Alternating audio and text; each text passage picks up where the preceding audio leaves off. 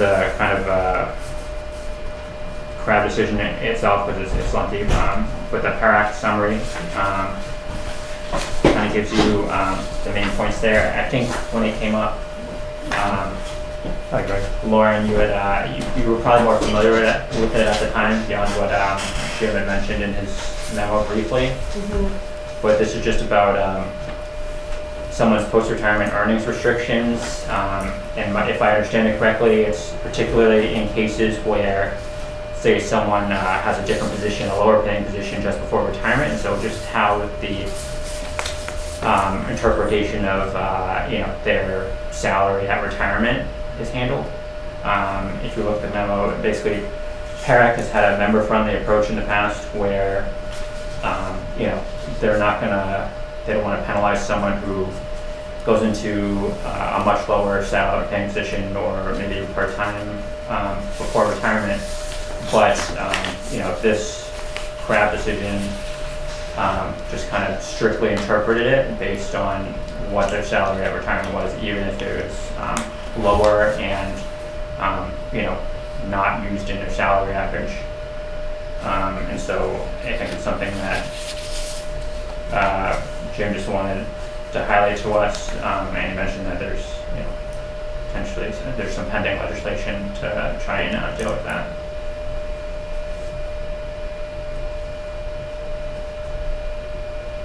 So Crab and Dollar just basically reaffirmed the original statute that Right. your earnings are based on your the position you retired from. Right. So I think if you look at what Kara was saying, their point was, in the past, if someone went into a lower paying position before retirement, they would kind of look at that and say, well, we're using these years and we're using this higher salary in your salary average, and so basically, if you interpret it strictly, they can't earn anything, because if the numbers work out such that their salary's low enough just before retirement,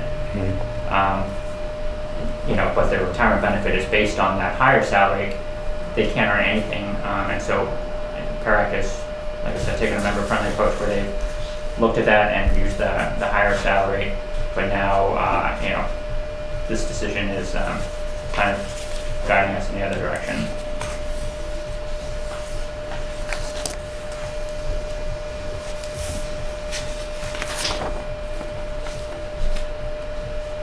All right. Review legal fees. We don't have any, which is nice. And if you guys don't mind, I'd like to just take a quick break, and then we can put Greg back on the agenda. Is everyone all right with that? Mm-hmm. All right, I just need 2 minutes. And we have Greg here from Dayhab with an update performance report. Floor is all yours, sir. Oh, you coming here? Mike, can you I'll see come over my here. screen that I pulled up I the kind day of spread out. Do you need more room? No, Okay. I'm very compact. Okay. Alright. And I left home without my phone today. That's not good. Oh So- my. Megan, Yeah. you should be able to Oh my access gosh. it on his end, right? I, Oh, don't you feel Like, yeah. naked?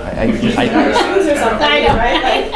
Like, I know exactly where it is. It's on the counter where I made my coffee, but I just walked out without it, and Oh, I'm like, well, no big deal. I can do stuff on my. It's like, no, I use that for my hotspot for my iPad, so oh. I've got nothing. If you have the, what was it? That link I sent you, it should be, SharePoint. the SharePoint, it should be in tab 1, general business. Oh, I thought he said he could see it. Huh? Yeah, I can see your screen. Oh, okay. Sorry. I heard it. All right, so since this is the first quarter of your year, I'll keep it as brief as possible. We closed out 2023 with a pretty decent year. We started off 2024 with a pretty decent quarter, 5.4% or 5.6%. I'm sorry for the quarter, 5.4 net. To kind of put that in perspective, the PRIT fund was up 3.7% for the quarter. It was in the 18th percentile of our public fund universe, so top quartile as far as performance. The theme of the quarter was, I'm on page 7 by the way. Right there. The theme for the quarter was really higher quality versus lower quality. Higher quality underperformed lower quality. And that was true for both equities and fixed income. There's reasons for both. But on the domestic equity side, when you look at the managers we have, you're going to see it mostly in Atlantic Capital. For those of you who've been around for a while, Atlantic Capital, you know that when the markets are overvalued and doing very well, Atlantic Capital will either keep pace or trail slightly. Where they really pay off is when the markets are negative. So Atlantic Capital missed this quarter. Again, it's really quality. If you look down at that small cap line, we have small cap equity. Your small cap was up 2.3%, but look at the indices. Russell 2000 was up 5.2%. The S&P 600 is only up 2.5%. So depending on which index you look at, Atlantic Capital either missed by 2.5% or they missed by 20 basis points. Russell has always been a lower quality benchmark. It's really how it's constituted. And I know I've explained this to you guys, it's a Russell 3000, you've got the Russell 1000 large cap and the Russell 2000 small cap. S&P kind of takes it and goes S&P 500 large cap, S&P 400 mid cap, S&P 600 small cap. They take the top 1,500 stocks and divide it into large cap, mid cap, small cap. So you have a lot more concentrated benchmark. And then Russell only reconstitutes their index once a year. So if companies grow too big or grow larger, they stay in the small cap index until July 1st, and then they get taken out and thrown into the Russell 1000. S&P is constantly updating their indices. So, and they'll announce, it's like, hey, as of this date, such and such a company is going from the 600 to the 400 because it's gotten too big. You've got large cap companies that get taken from the large cap down to the mid cap, and so they're always adjusting their indices. So it's more apples to apples because managers manage the same way. If Atlantic Capital has a stock in there that has gotten over $10 billion, they sell it. So does S&P in the index. So it's a little more apples to apples. I may at some point in time just kick out the Russell indices. They're just in there because they've been the standard for years. We just think that S&P is a little bit better. Just again because it's not reconstituted once a year. So that just maybe, and it's not going to change where you manage. It's not going to change anything other than what we show things against. Large cap was a place to be. Large cap was up 10 point. The Russell 1000 is up 10.3. The S&P 500 is up 10.6. You don't see a lot of dispersion in the large cap end of things when you look at indices. Russell 1000, again, it's 1,000 stocks worth of 500, so you get some smaller names in there. And with large cap being the place to be, it makes sense that underperformed for the quarter. You did well. Loomis did very well.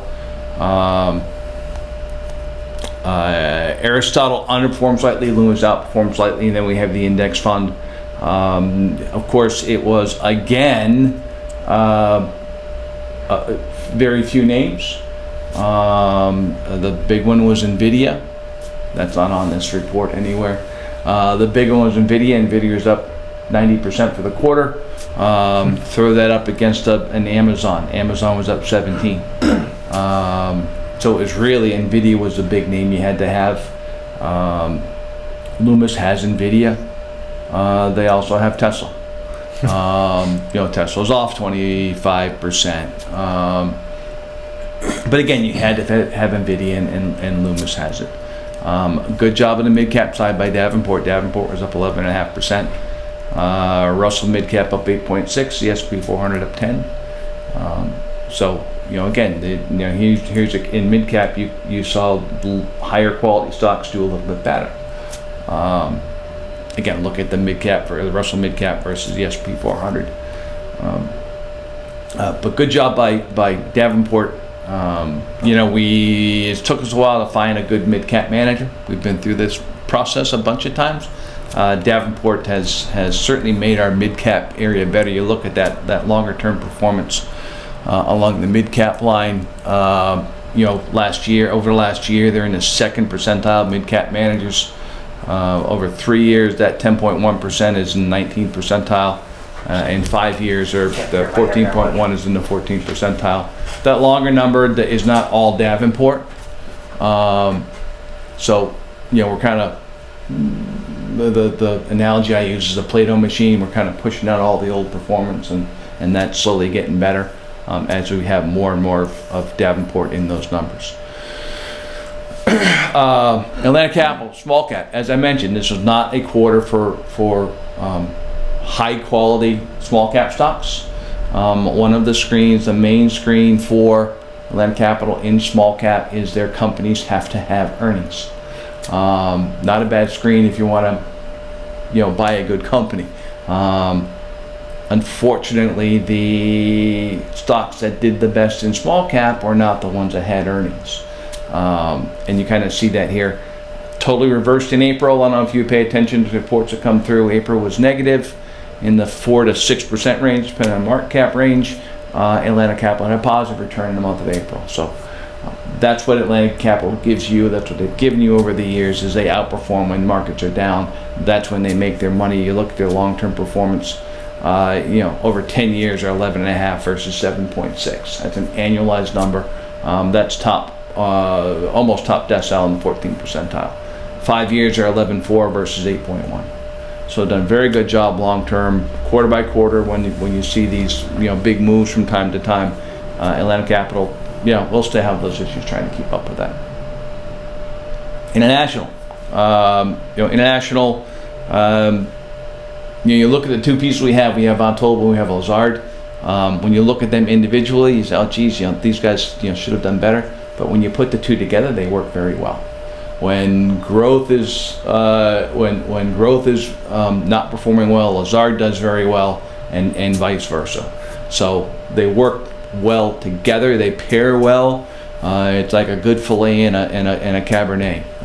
They both work pretty well together. So we've gotten some decent returns on the developed market side. Emerging markets, it's a tiny piece of our portfolio. And we're starting to get some decent returns out of Axiom. Again, and we've talked about emerging markets. It's really China, India, China. Not so much Russia anymore. It's India and China. I've had clients ask me, why do we even have emerging markets? It's a valuation play. It's the cheapest. It's the most discounted asset class out there. And right after that is small cap. So that's the reason it's in here. It's one of those asset classes you want to have once every 10 years when it's up 100%, and that's why it's here. Axiom does a good job on that side of things. Real estate and our real assets, we've done very well in farmland. We've done well in timber. Real estate, I've talked to real estate managers. You see some negative performance here. That's in the appreciation piece of real estate. You're still clipping your coupon. You're still getting your income from real estate. In fact, that's gone up. It's just that the value on the buildings that have gone down. Managers have told me that you will probably see negative appreciation on your properties probably through 2024, and then we'll level out and get positive again in 25. And if you go to page 10, these numbers are listed there. So again, why do we have real assets in this portfolio? It's there to protect us from rising interest rates. What have we had over the last couple of years? Rising interest rates. if you look at even with the negative performance over the last this quarter, 3 years, your real assets are up 2.9%. Fixed income over that same time period is down 2.5%. So it's done its job during this rising interest rate environment. We have offset some of the negative returns in fixed income with the returns of our real assets. Again, the biggest return in there has been our farmland portfolio over that time period. And there's reasons why we put those pieces in. It may not sound exciting or sexy or you're not going to go and brag to people about your farmland exposure, but that's what it's here for. Fixed income. We saw fixed income rates. We saw interest rates this quarter creep up a little bit. What happened during the quarter? Well, you had Powell come out and say, instead of, or the market's expecting 5 or 6 rate cuts during 2024. Powell came out and said, well, 1, maybe none. He's worried about inflation. That spooked the market, spooked the fixed income market. Interest rates went up, which is bad for the principal value of your bonds, and that's why you see negative returns of fixed income for the quarter. The good news when you have rising interest rates and when you diversify the way we have with our core plus portfolio, the plus part of core is high yield. High yield because it's lower quality bonds. No one wants to lend money to lower quality borrowers for a long period of time, so they tend to be shorter. So it's shorter in duration. Interest rates go up, it doesn't affect high yield bonds as much. So that's one of the reasons why the lower quality portion of bonds outperformed higher quality. Different reasons on the equity side, but you saw it as well. So the more risky you were during the quarter, the more concentrated you were in equities, the more high yield, the more risky you were in bonds, the better your performance. Makes sense that PRIT did not do as well as others because they don't, yes, they have that, their what they call it, value-added fixed income piece that did very well.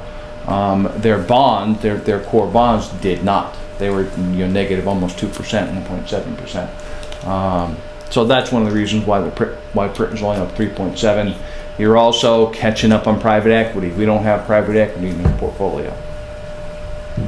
Our proxy to private equity is overweighting mid cap and small cap.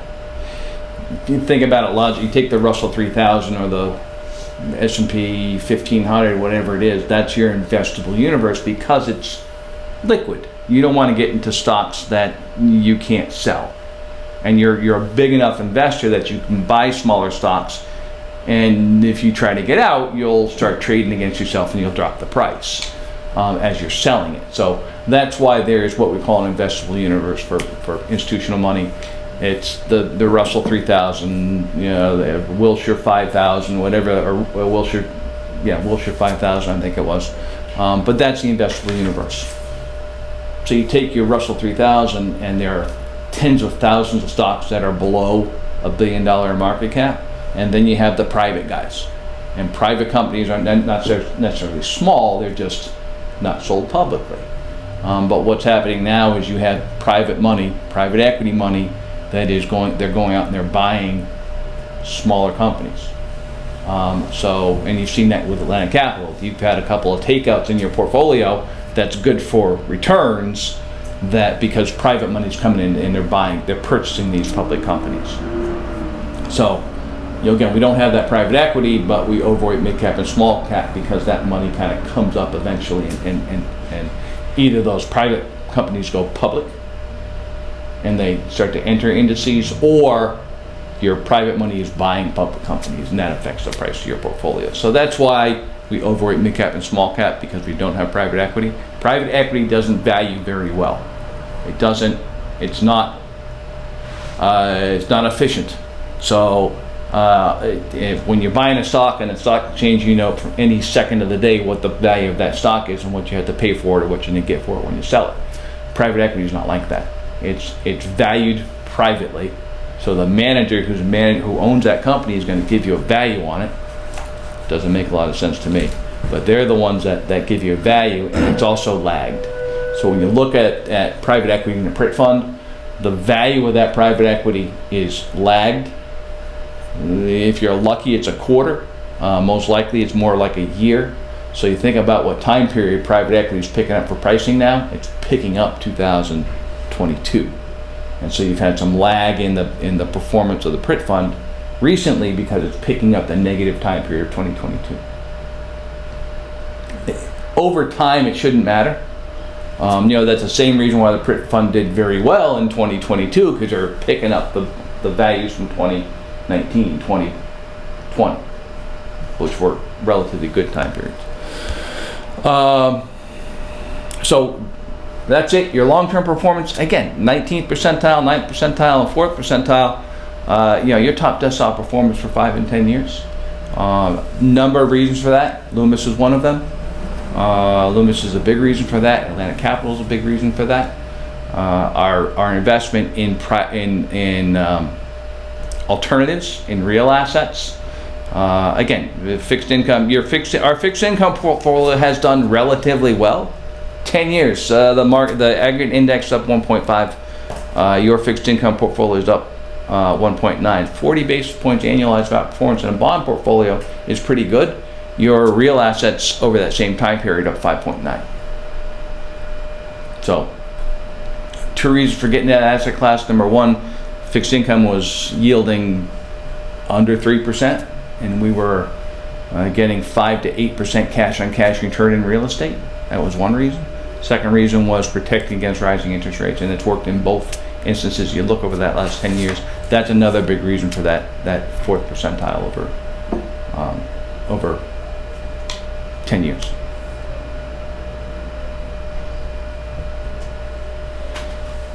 These equate pretty well, long-term numbers equate pretty well to that PRIT report when it comes out. So I know I predicted last year, and now that we're coming up on Mackers, if PRIT is ranked well in Massachusetts plans, that list comes out prior to Mackers. Since PRIT is not going to look well on this report, it will come out after Mackers. Last year it came out in August because they were not the best. I predict it comes out in around that same time period.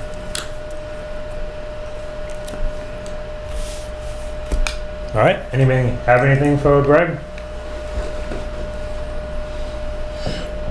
Still working on some pieces with our managers. Yeah. There's been movement with income protection management. I think Corp Trenton the side letter. And yep. Did you have the PAIR Act stuff started, the acknowledgement process? I did not. So you got to do that on Prosper. Okay, I will do that. Yeah, so that's an important one. I've told Income Research to expect it July 1st. No sense in pushing this stuff quicker than we probably should. I've told them July 1st for a start date. And again, that's to replace Brandis. Yeah, so on Prosper, we'll do the acknowledgement of the procurement. I will have Kevin send you the PDF of our report. You'll need that as well. Okay. And that'll have to be put on there. Mike, do you have Prosper access yet? I do. Excellent. But that's the only piece you need from us is that finalist book that we gave you. We'll send you the PDF so it's easy to put up on Prosper. After that, I think all we have to do is the Invesco real estate. Get that on Prosper. Get that through the PAIR Act process. I thought I'd work on Income Research first and then hit the other ones. The other ones I mentioned, Winslow, you know what, we have to do an international search at some point in time anyways for our 7-year review. May as well just throw that into that when we get to it. Your mid-cap and your custodial search are on our website. We've gotten calls. If you get calls, just send them to us. Yeah. It's an open RFP. Just tell them to get on to dayhab.com. Most managers know it already. Get on dayhab.com and they can just download it and answer it.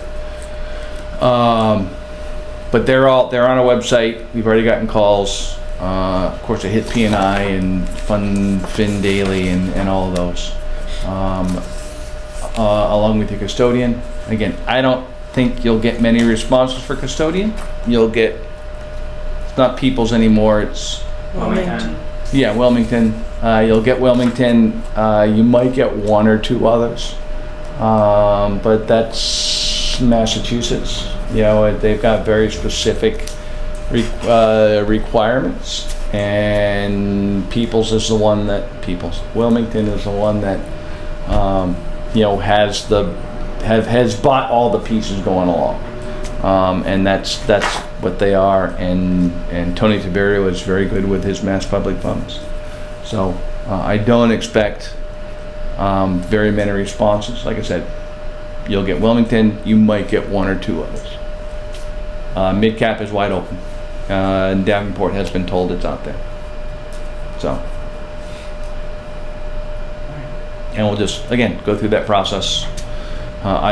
With the numbers you see with Davenport, you know, 5-year at 15.3 versus 11.1, 5th percentile.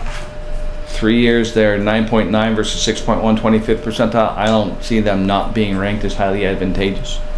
Doesn't mean we won't get someone we want to look at, but you know, you've got some pretty decent numbers here with your existing manager.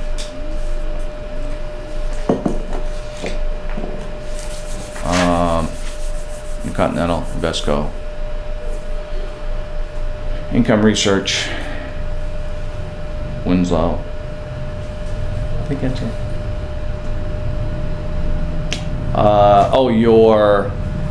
Not that any auditors have written people up for not meeting with managers since COVID, but there is a requirement on the books that you have some type of review of managers at least once a year.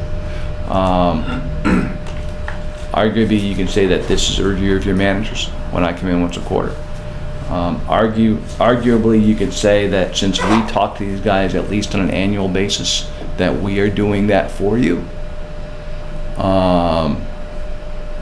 Not sure Parek's going to see it that way, so you really should. And there's many different ways to do it. Let's pick on Norfolk County. Norfolk County's got 127 managers.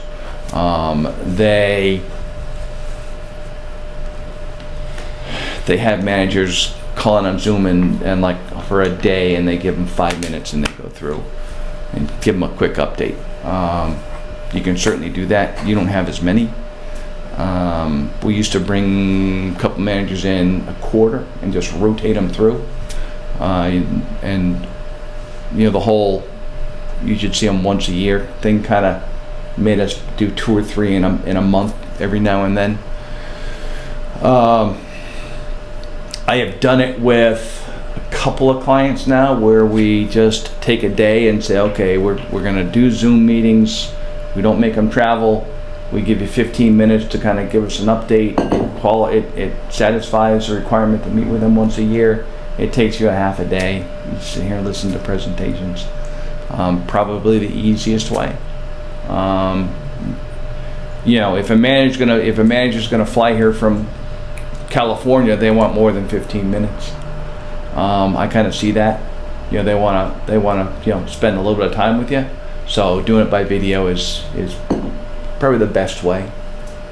They don't have to spend the money to fly here for 10-15 minutes, and you don't have to listen to them for more than a half hour. Seems to be mutually beneficial to do it that way. And again, you can get these guys done in a morning. You know, come in, start at 9 o'clock, you'll be done by noon. Yeah, find a day that you can call a special meeting and just get them out of the way. Hopefully at some point in time we can get Parek to say that since we meet with these, you know, that's our job. We meet with these managers in person at least twice a year. They come to our office in New York, have a meet with them in New York. They come here, they see me. We can always say, hey, we give you a summary of our review of these managers. We met with this manager at this point in time in New York. They came in, we talked to them and give you a rundown of our meeting, and then we present that to you. And then by proxy, that can be your meeting with that. it makes sense, but things that make sense don't always fly when it comes to state agencies. So we try behind the scenes, but we just have to make sure you're compliant with what they request of you. Kind of So- lead time do you think we should give, if we decide to do that, to do a day? Oh, just give them a month. Give 'em a month. Yeah. Again, if they're not traveling, they don't have to plan that. Those arrangements. Does it Yeah. matter, when during the year? Nope, just as long as you get it done during the year. Find a slow time. October. I don't know. October seems to be it. For me anyways, October's a slower month. All right, put that on next month's agenda, just to work on a meeting, Yeah. special meeting, and get that done. And I'll coordinate it all. I'll send out the notice. I'll put the schedule together. I'll send it out to the managers, and we just do a Zoom link. And like I said, it has run pretty well when I've done it. If you got hundreds of managers, I don't know how you go through it, but All right. Anybody? Mike, you good? I think he said, yeah, he's fine. Yes. I am, sorry. That's all right. All right, thanks, Greg. I found this very interesting. I'll give it to you guys if you want it. This was a PERAC reported funded ratios as of April 2024. And North Attleboro is towards the top, by the way. Let's see, there's 37, I don't know, you're 40th out of 105 at 77.2.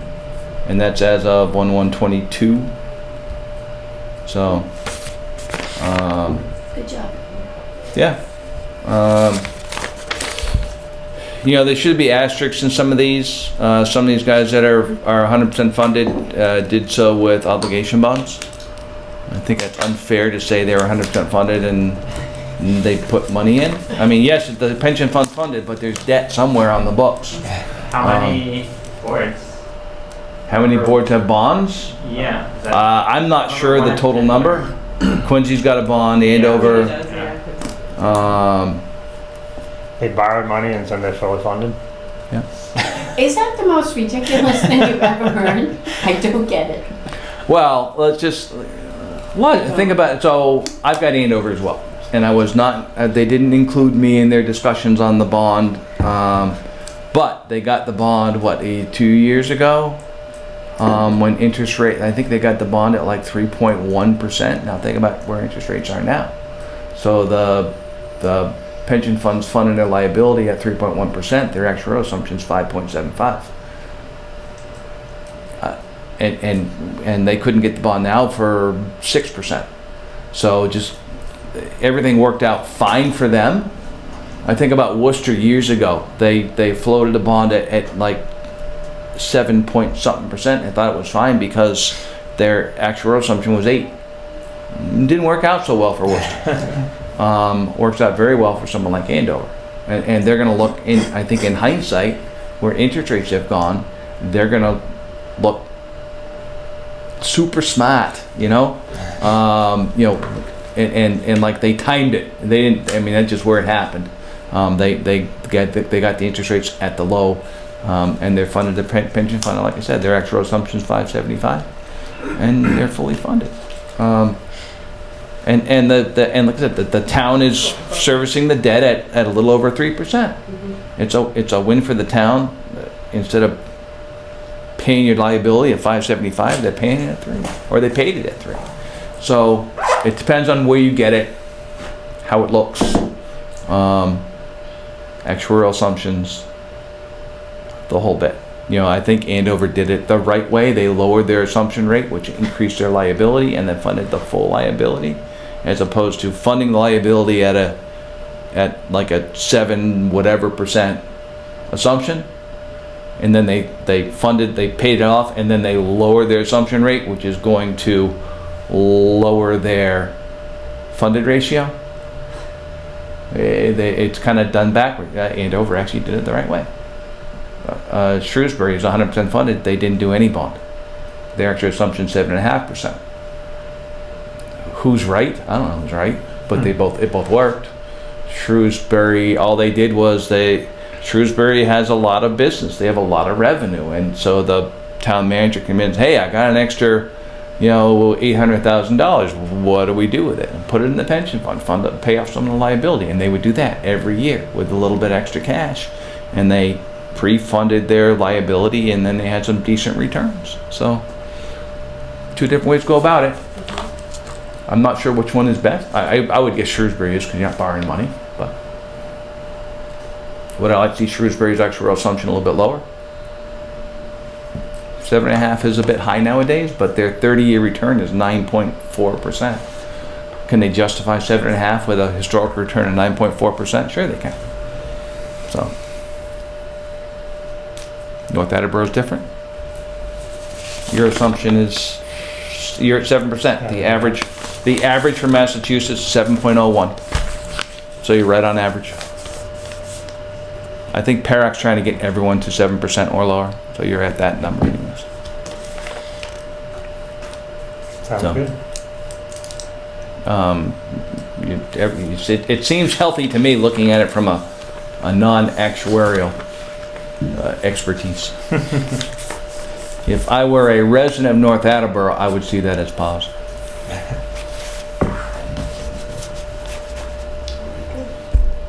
Thank you, Greg. Did you want that report? Is that just, Linda wants it. yeah, I'll take it. It's just interesting It bedtime is reading. interesting, yes.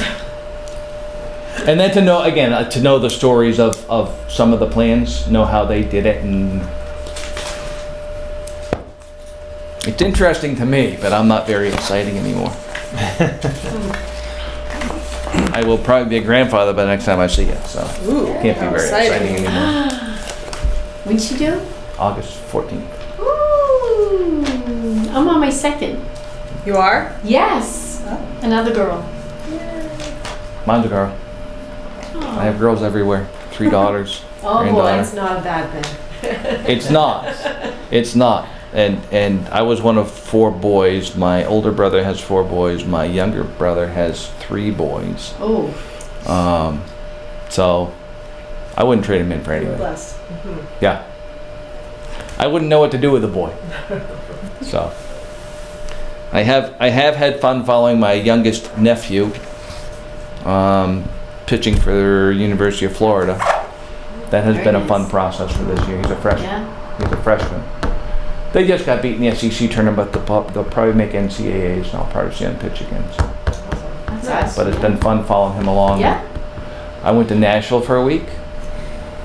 If you're over 60 years old, I don't recommend going to Nashville for a week. Nashville is a 2-night, maybe 3-night tops. And I've been to Gainesville for a couple of weeks. Gainesville you can do for a while, it's just nothing to do there. But it's a fun college town. Over 60, you don't want to do anything anyway. Yeah. Wrong. Well, you take your grandkids to Disney World, which I'm not looking forward to. Well, I've been there enough. I don't have to go back. All right. Thank you very much. thank Thank you, you, Greg. See if you can get Craig to jump on Tuesday. It worked a lot better. yeah, I'll let you know. One of these days I'm gonna get pulled over for speeding on 495. One of these days. They've been hiding lately over there. I do have the firefighter sticker on the back of my car. It helps Do a a little lot. bit. It does. Believe it or not, it does. Don't you have a firefighter sticker on the back of your car? I have no stickers. All right. All right. Thanks, Greg. Bye, guys. Thank you. Thank you. Anyone going to Macker's? Yes. Uh-oh. I'll see you there. First time since COVID. Oh, yeah? I'll be there. Lauren will be there. Mike's going. Right, Mike? You going to Macros? To go to, I am. Looking forward to it. Nate's going to. yeah. All right, you'll see. I actually registered and everything. Instead of just hanging out in the parking lot. It saves me money that way. Have a good one. All right, we'll see you again. Saver. All right, back to the agenda. We're on to the director's report.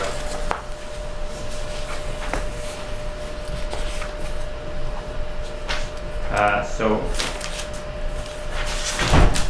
most of what I was talking about is just discussion topics. Now this month, like I said, just trying to work on getting caught up on some things after year end.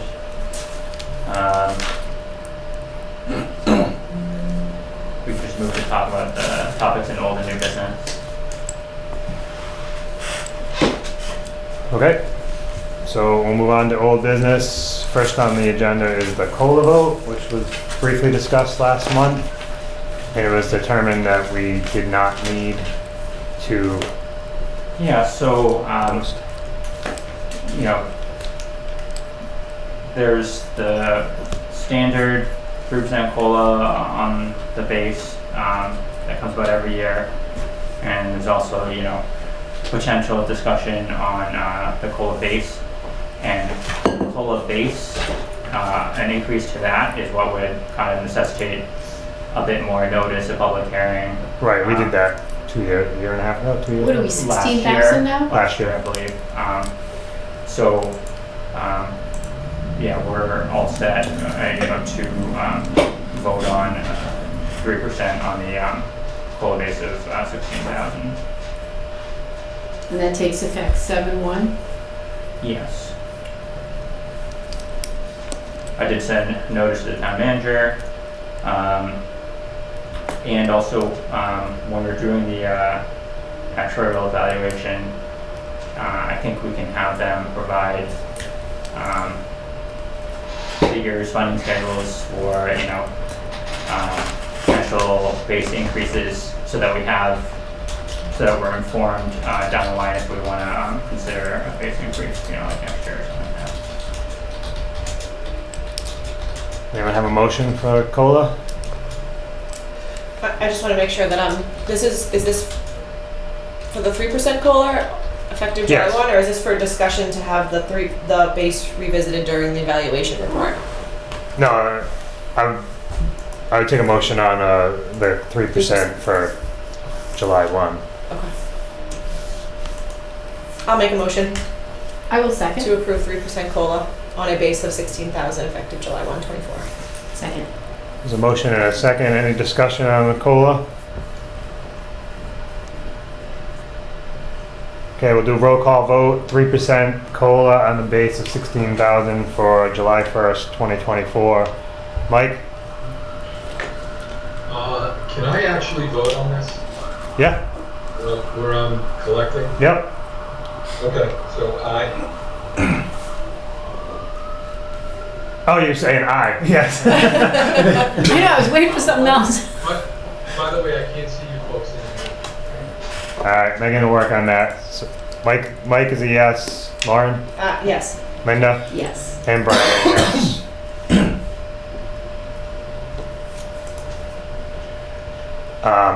As far as regarding increasing our COLA base, Isn't that what you were just speaking to, Nate?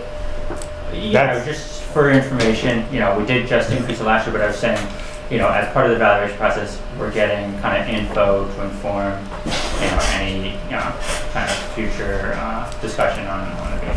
yeah, we did a COLA base increase from 12 to 14,000 about 10 years ago. We were on the board Craig and I were on the board a couple of years when that came about. And then we proposed one and it got passed last year to 16. Obviously, we would like to keep increasing it, so having the information through an evaluation would be beneficial, certainly. So next item, this is just the 1099s, so the filing with the IRS through fire. I had mentioned that there's an issue with the TCC code. I had to get a new one, and our process with that took longer than average, and I did get the 1 month extension, but we did submit that within that time frame, and I got the good status and everything, so that's all set. So I just wanted to add that a lot of places have been having trouble with the fire from the IRS, so it's not just exclusive to North Attleboro. It's been an issue with a lot of Yeah, and there's communities. there's Iris now too, and I think some boards went with that as the alternative to fire submission, but I don't know if it's like the first year where that was a thing, but PTG I think didn't have that in place, so the export for the file what was designed for fire and not Iris, but they've now added that, so going forward I think they're both options. But yeah, so the next thing is just the copier. That approved the having the updated copier through Toshiba, and they did deliver that. It's functionally pretty similar. It's updated. We did have some small toner printing stuff with the old printer, so it's a good time to change over, I guess, now. But and then Megan's just been working with offers to set up some of the scanning. I mean, we can scan, but it's even previously, I think it was just a USB. So I don't know if you want to speak to that, Megan, but essentially now you can scan to file, and they're working on scanning email.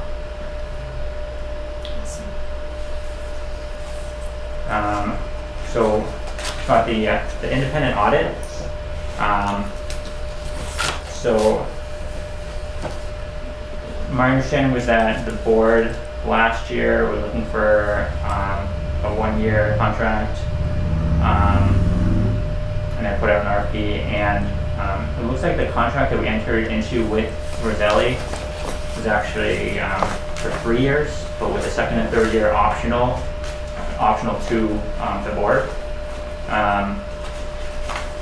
So I wasn't sure if you guys were aware of that, and if you guys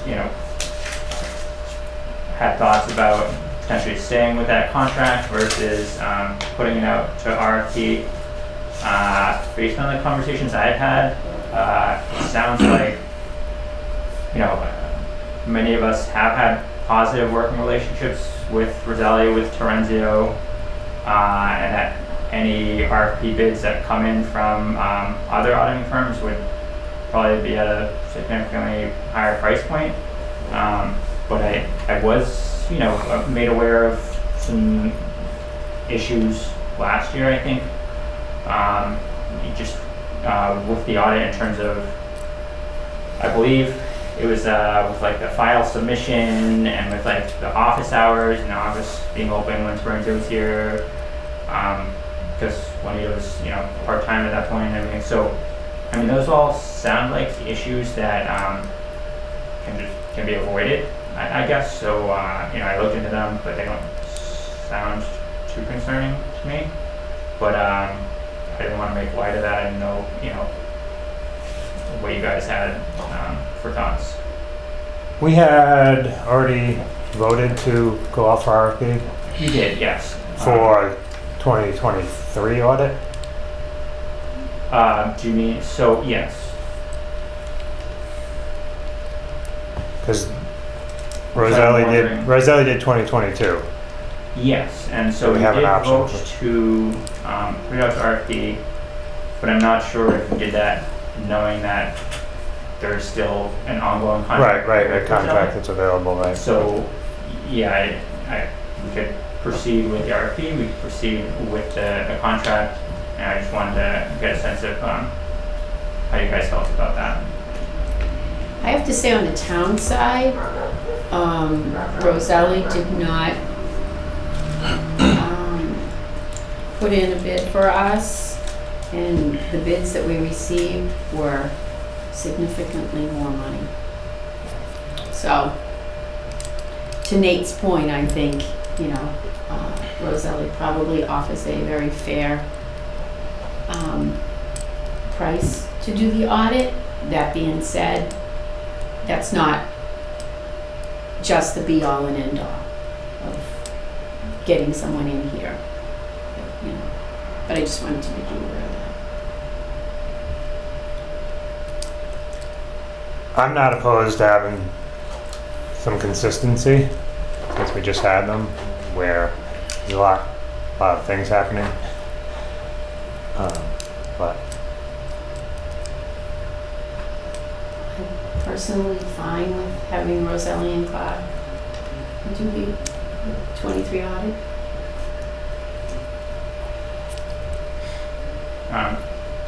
Did you have?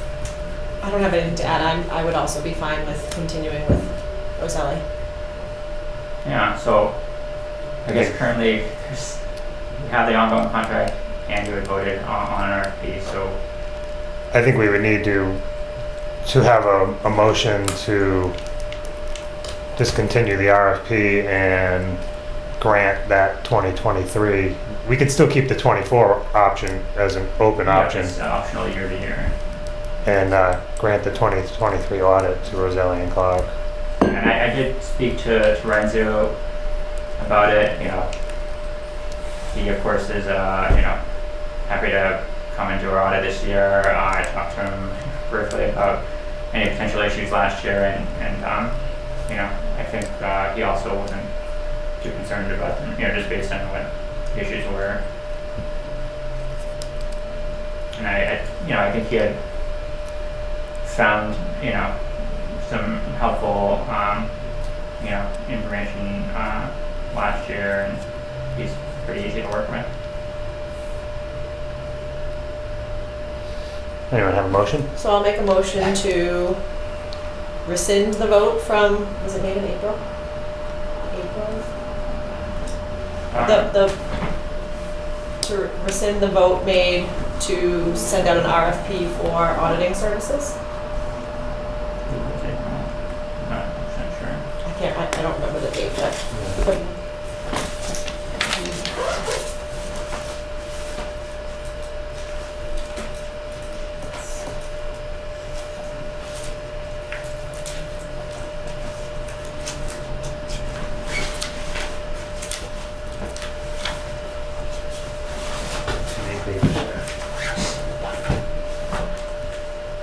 No, I have it on my computer.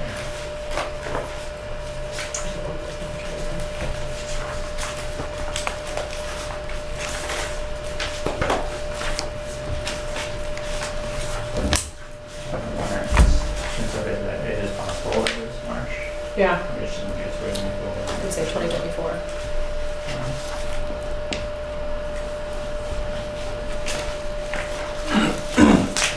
I can go grab it if you want.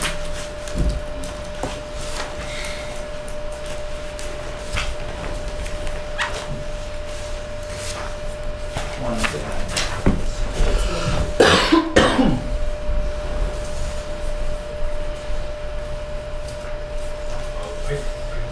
I keep losing audio. We just got very quiet, Mike, but we're just trying to figure, Oh, okay. we're trying to figure out when that, when the vote was taken to go out for an RFP for audit services, if it was last month or if it was March. I don't think it was last month because I was there for last month and I don't remember voting on that. I don't think. I don't know. I don't have my notes in front of me either, but just make sure that whoever votes to rescind was on the prevailing side and you'll be fine. What's this? If I heard correctly, I agree. I think it was March 28th. Okay. Okay, so I move to rescind the vote from the March 28th board meeting to approve an RFP for auditing services. I will second. So motion to rescind the, movement for an RFP for auditing services. Any further discussion? Roll call vote, Mike, Yes. Lauren, Yes. Linda, Yes. and Brian is a yes. And then I'll make a motion to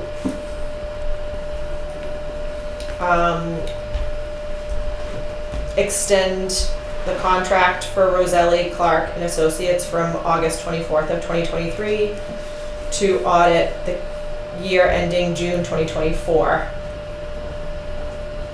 Second. Wouldn't that be auditing year ending 20? I'm sorry, 2023. Thank you, sorry. Second that. Sorry, thank you. So there's a motion to award the option for Roselli and Clark to do the independent audit for calendar year 23, right? Calendar.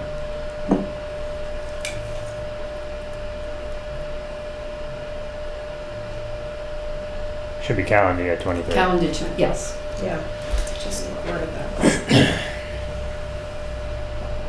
There's been a motion and a second. Any further discussion? Roll call vote. Mike, Yes. Lauren, Yes. Linda, Yes. and Brian is a yes. Sorry if I watched that and I'm trying to read off this.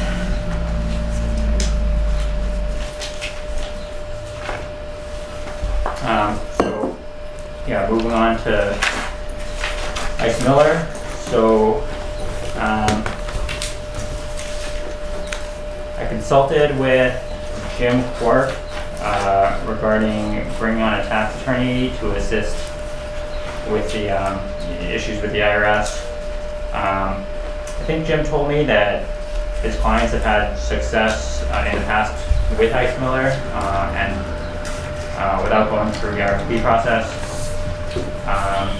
This wasn't like perfectly clear from his emails that I had with him afterwards, and so I pressed him on what should we be doing, what we should be doing, kind of in the short term, to make sure that we're responding in a timely manner to the IRS, since there were tight deadlines, and he responded with a client letter, which you should have in your packets, where he outlined the option to engage directly with Ice Miller or to go through an RFP process. He did in that letter recommend an RFP process, however, he didn't really answer any of my questions or concerns, about kind of the short term with that. So I called him and explained my dilemma, namely that there's some choices there, and that delaying our action and responses with the IRS, could lead to more penalties and interest being assessed, and he ultimately recommended that we work with Ice Miller to try to get this sorted out. So I, touched base with Craig. He signed a letter of engagement with them, and I sent them all the info they needed. So Ice Miller has at this point provided in your packets a client letter to us, and after that, more up to date, 2 draft letters to go to the IRS regarding the 2 tax years, 22 and 23. And those, just to meet those notice deadlines, would need to go out in the next day or 2, so it kind of works out where we wanted you guys to be able to review all this, and then we can send that out to the IRS.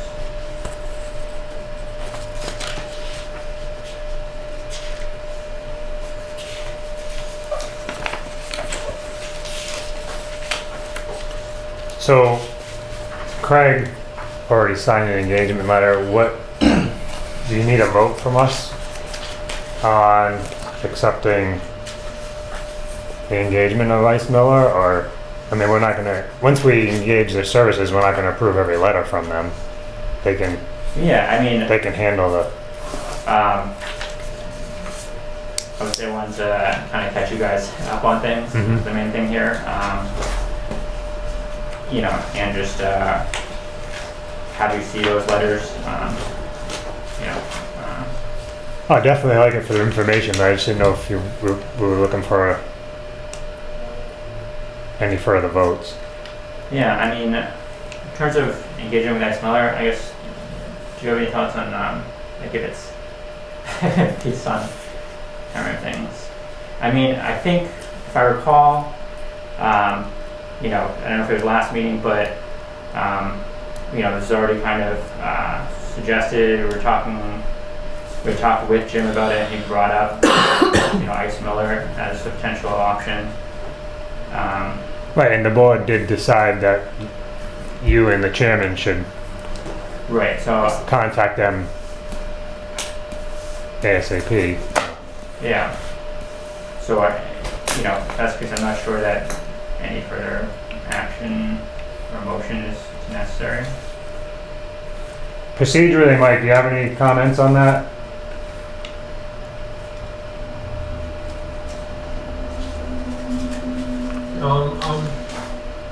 I'm okay with it.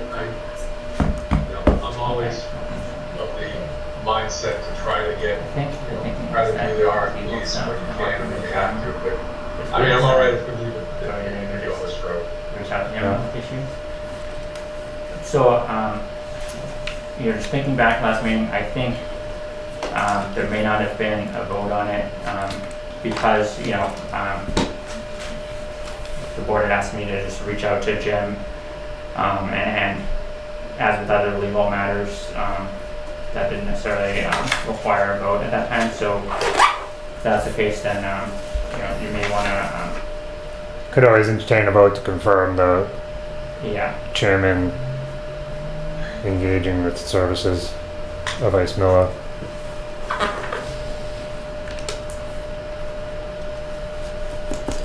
And I think, yeah, and I think that the RFP thing, that just is not, it's not functional in this, we need to get this done ASAP, too.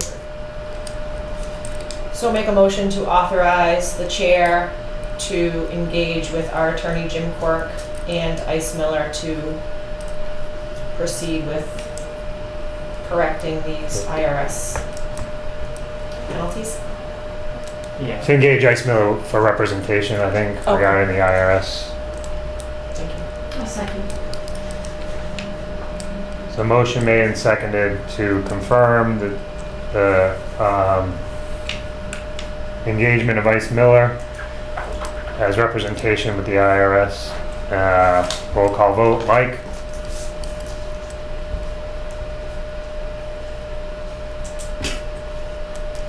I'm just kind of reviewing the terms and conditions. Oh, okay. I almost hate using the vendor's terms and conditions as opposed to our own, but can you come back to me, please? Sure. We can just give you some time.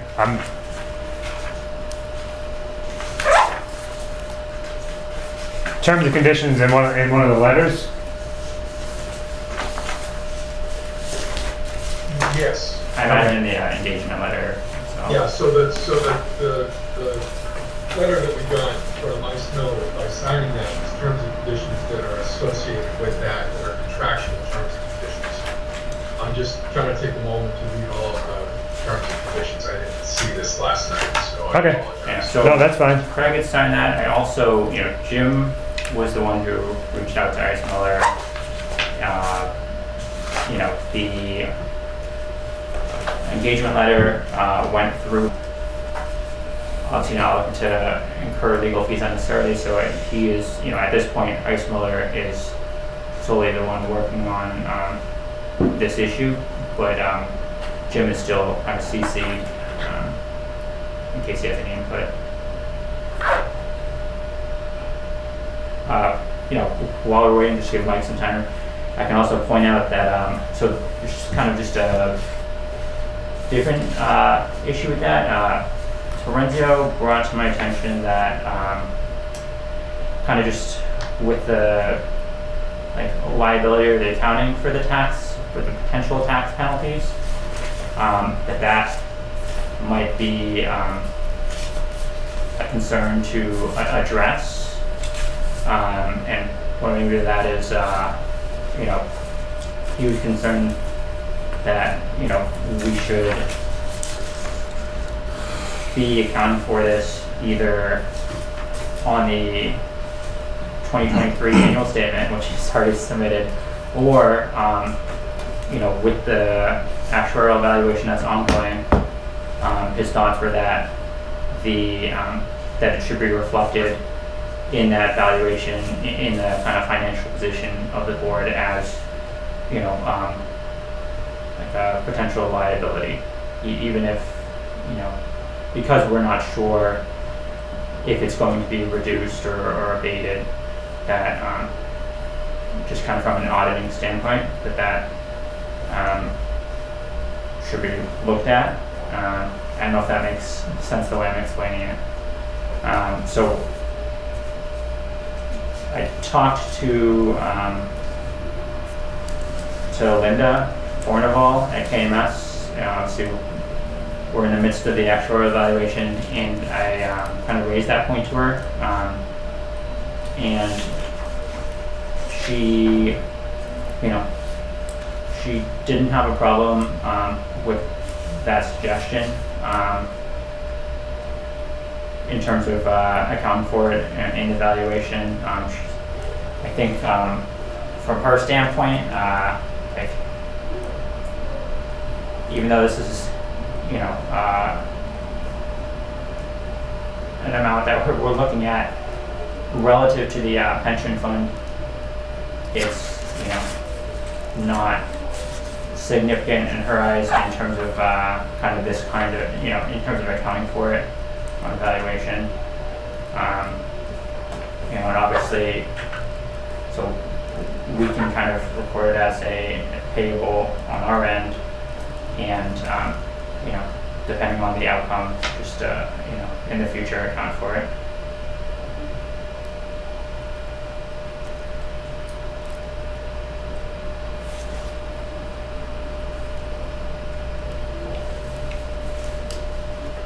Do you guys have any questions about that? No, I have two comments. These people better be very good because their rates are ridiculous. And I'm also concerned about the indemnification language that's in there. But those are my two comments.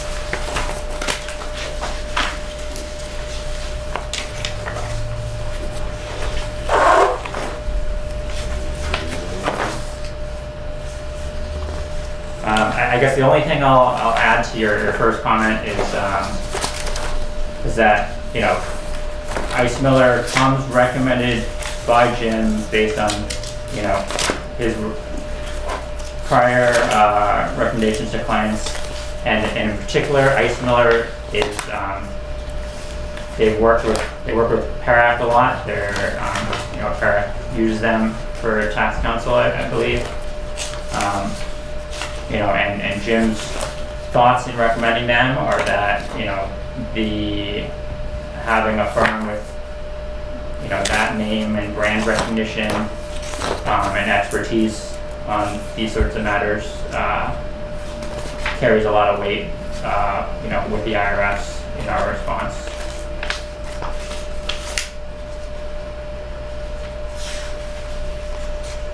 Okay, so Mr. Chairman, are you still waiting for a vote from the? Oh, there was a motion on the on the floor. So I'll vote yes. Lauren, Yes. Linda, Yes. and Brian is a yes.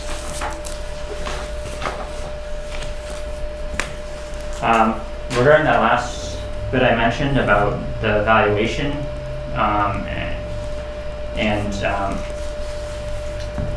so I'm not sure if the board would want to, at this time, consider vote to request that KMS reduce the financial net position on their valuation to reflect the potential tax penalties. You know, just in terms of the timing of things, I think KMS is probably, we're probably planning to have them at our July meeting to present, give a presentation, provide funding schedules, and kind of get input on the valuation. And just with the timing of that, it might make sense to vote on that now.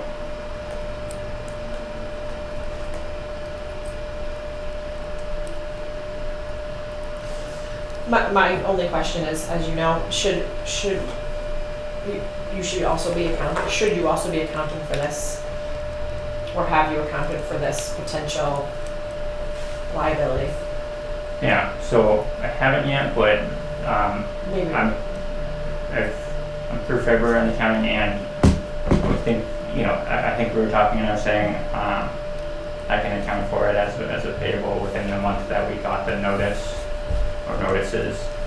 So that's not a problem, but yeah, I think the only question we had was kind of about the timing of it all. We're talking about tax years 22 and 23, but this is coming up now after I filed with the IRS for those 2 years.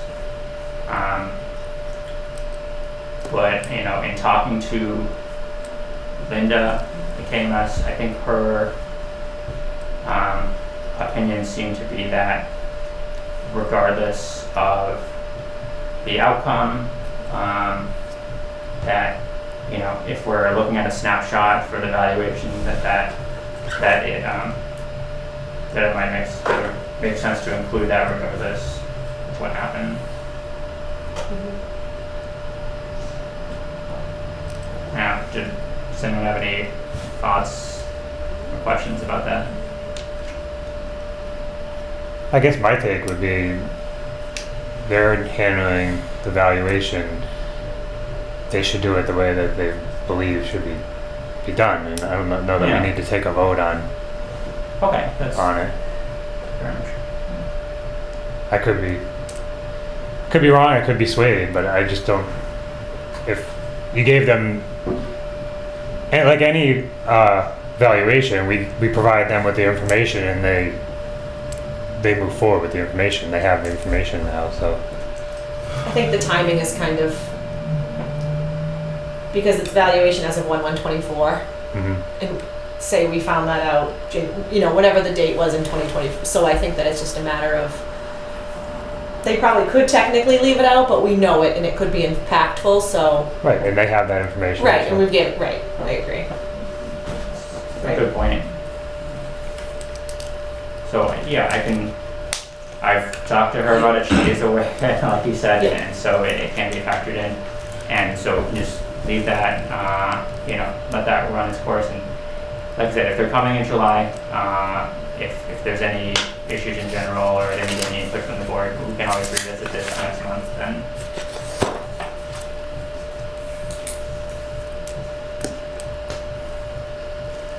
But yeah, the primary driver in making sure we're kind of accounting for this properly is that we wouldn't want, in Terenzio's eyes, that would be an area of concern for him. If he's looking at this year's audit, just to make sure that we're kind of doing things properly with that.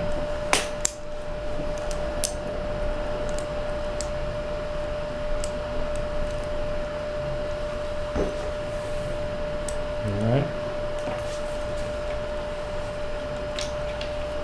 Floor's still yours. You got anything else? Sorry. So That's all right. yeah, if we're good with that, then next item is just MACRIS. So the agenda, preliminary agenda came out.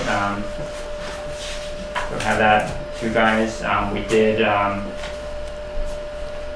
register everyone, so I believe I'm going to the main conference and the TEDS portion. So is Mike, and then Ryan and Lauren are attending just the main conference. Technically, IRNM had sent out an invite for a clam bake, so I just forwarded that along if anyone's interested. What's the disability webinar about that? Yes, sorry. So there was just PARAC had a disability webinar. They were just discussing the process they go through, the different documents they're required, and the process in Prosper now to submit that. So just kind of a refresher, and kind of going over different types of cases that have come up with disability. Where they have seen where PARAC has had to remand it back to the board. So something like an issue with whether someone was on the job at the time of an accidental disability, that sort of thing.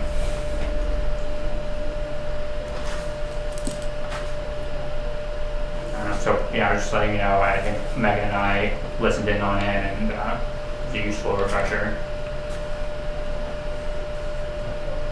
So the next item is the board books. Megan, do you want to talk about that?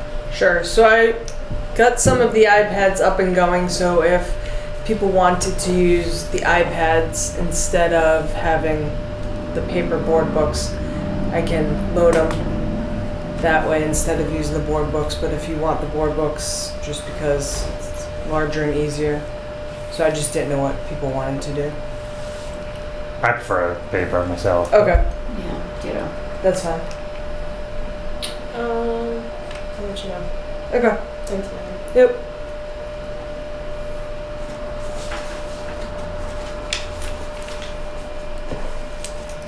So And then, sorry. Go ahead. And one other thing that goes with that is we were talking about getting individual email addresses for board members, so if I send something, it's not sent to someone's personal email address. So, because some people don't want it to their personal email address. Yeah, thank you, Megan, that would be me. I actually brought this up to Megan the other day. I am not comfortable having board business sent to my personal email because that makes my email discoverable, and I have an issue with that. So I would prefer if you could get email addresses that are for the retirement board. That way also all of our stuff is archived. The other thing that we run into is if we're using our individual emails for all this, we have to archive that stuff for whatever the duration is. We can't delete it. We have to keep it. So that's problematic for me as well. So I would respectfully request that we do that and get email addresses that are specific to the retirement board. That shouldn't be a problem. I mean, No. They So, probably- like, I could set up Gmail accounts, or do you want me to try to go through Ockers and get at North Retirement ones? I think at North Retirement ones. should be- Okay. And if you use name, please do not use my last name.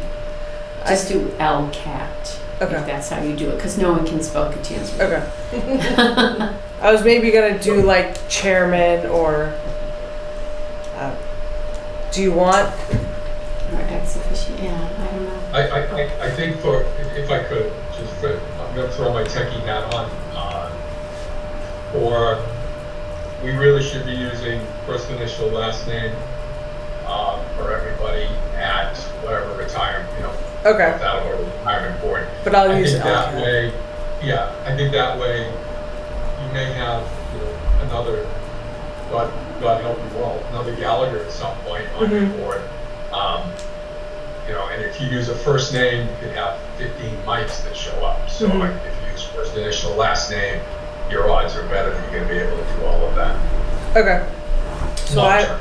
I will get with Ockers and see about getting email addresses. Can I ask a question? Yeah. I'm sorry.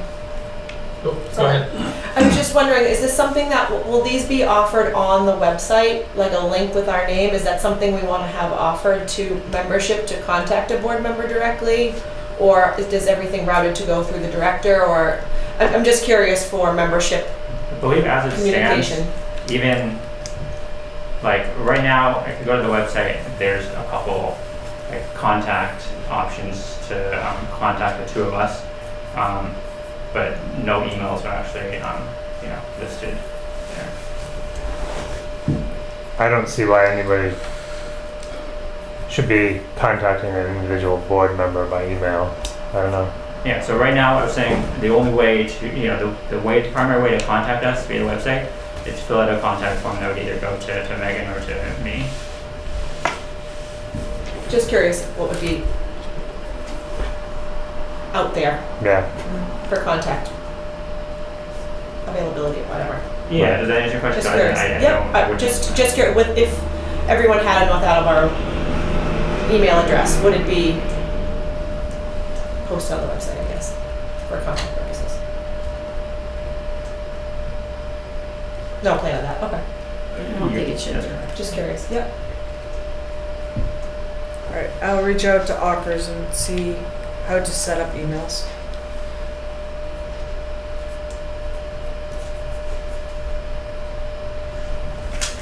Great.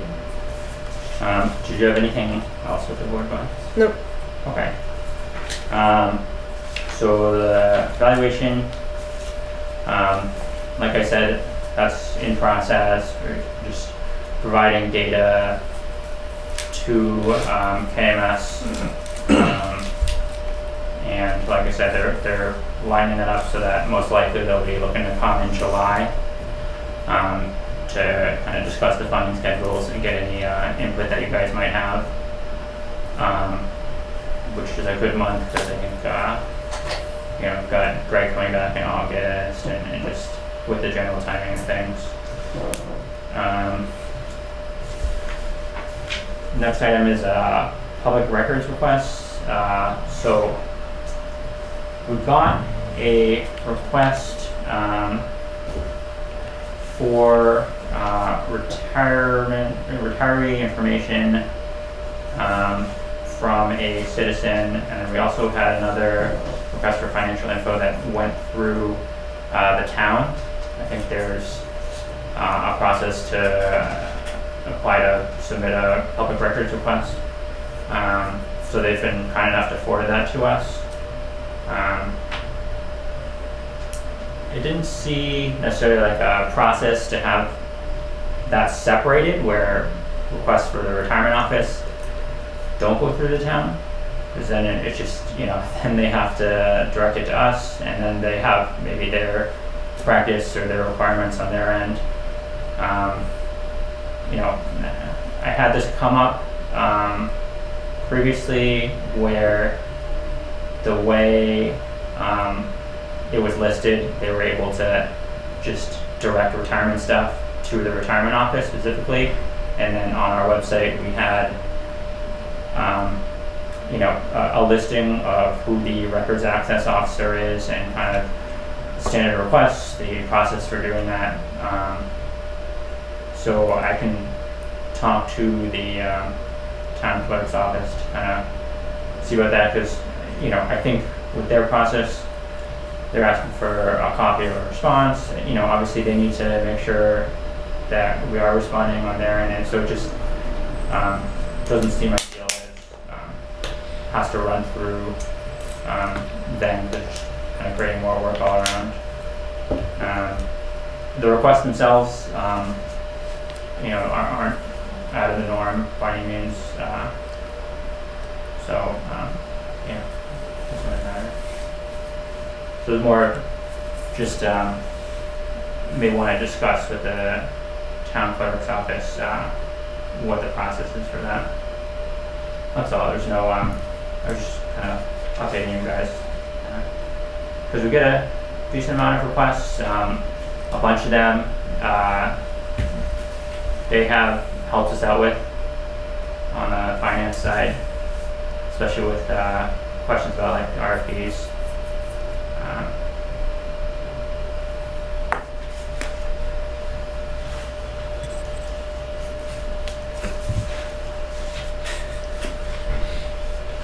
That'd make a noise.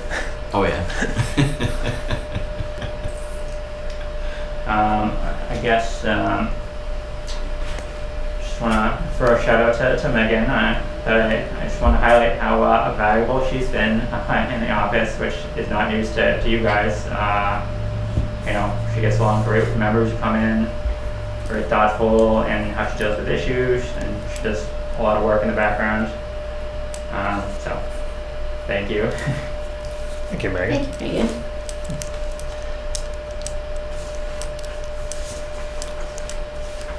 So anybody have anything else for the meeting? We do need to decide on the June meeting date. Fourth Thursday would be the 27th, which is fine with me.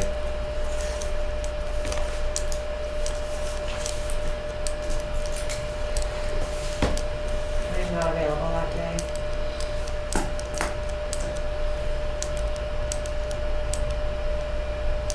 Should I text Craig and ask him?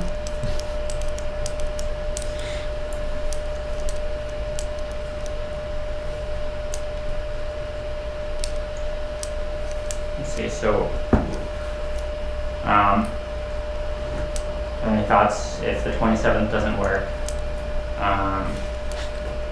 There's only 4 Thursdays, so when does it conflict? Do you guys normally consider, the same week or keeping it Thursday? Only since COVID have we really been kind of leaving our meetings open. It was always, generally fourth Thursday was pretty much set for the year. Now we kind of seem to be going month to month, and if we know there's going to be some absence, it's been whatever worked for the director, because I know you need to have a little bit of time after the meeting before the end of the month, typically. So if anybody wants to propose another date, it's fine with me. Should we think about moving it to Tuesdays or just Yeah, if, just because? I mean, I can in general, kind of touch base with everyone and try to come up with a date and then just email everyone. But I don't know. Are you? I can tell you Tuesday, the last Tuesday of the month is not going to work for me. That's my regular scheduled Plymouth County meeting. Honestly, any other day I can make work. Of that week? But the last Tuesday. Yeah. I mean, Greg just came, so kind of any potential conflict. One, we've been on Thursdays, and so I don't think we have to rush to change that. He just For Greg. wanted to see. Greg, yeah. So. Well, I would propose the 26th then. I mean, it'd be nice to have a full board.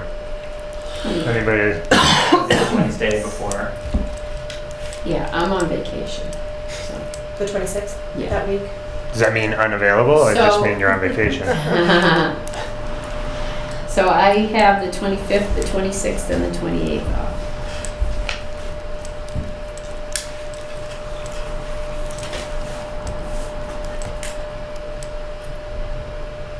I mean, I could come to the meeting if I had to.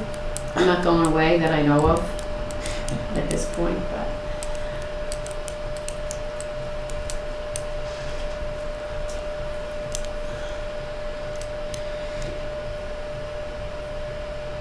Did Craig get back to you at all? No. Would you rather do that Monday? Is a Monday a bad day? Any day is fine Any with day. me. I'm just. I mean, for I'm pretty flexible. you know, I mean, I feel like my instinct is kind of the opposite of what Brian was saying, that rather than time after the meeting, time before the meeting, because ideally the meeting's towards the end of the month and everything that you're looking at, the warrants, all of that. That's fine. I mean, the person that served in the director's seat the longest, Deb, she always wanted to have a little time after the meeting, so that's the only thing I can go by. But I'm fine with any day that week. I cannot do Monday, the 24th, or Tuesday, the 25th.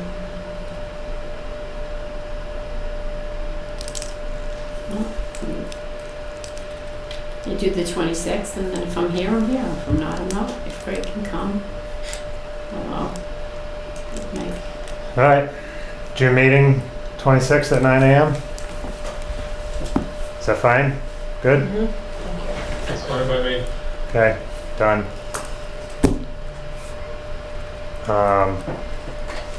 I just had a question, Mike, you seem to be the most well-versed on rules, meeting rules, and conducting the business and all that. Is there a normal set time when a board would look at restructuring, or at least consideration for restructuring as far as chairmanship, vice chairmanships, or is that just as it's brought up? It's usually based on, any place I've been, it's based on terms and elections. So usually it's following an election or for 1 year. A lot of places will do it, the chair sits for a 1 year period, and then at a year, then the board decides whether or not it wants to make a change. Those are the two ways that I've seen it happen. So Okay. Yeah, for us, obviously, Craig and I, our positions are 3 years. Then we have annuals, then we have Linda's, who's constant by her role. So basing it on a single election time would be probably difficult, but So, I mean, we could do it on a year, you could do it, at our fiscal year, you could do it, town fiscal year,